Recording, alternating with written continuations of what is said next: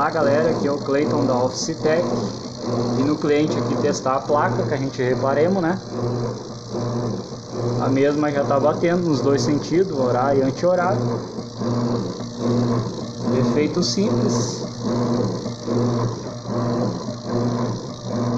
A gente fez o reparo, né?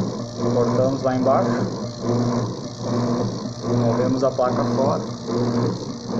Então aí tá funcionando. Beleza. Quem não conhecia, isso aqui é um tanquinho de madeira aí. Nunca tinha visto.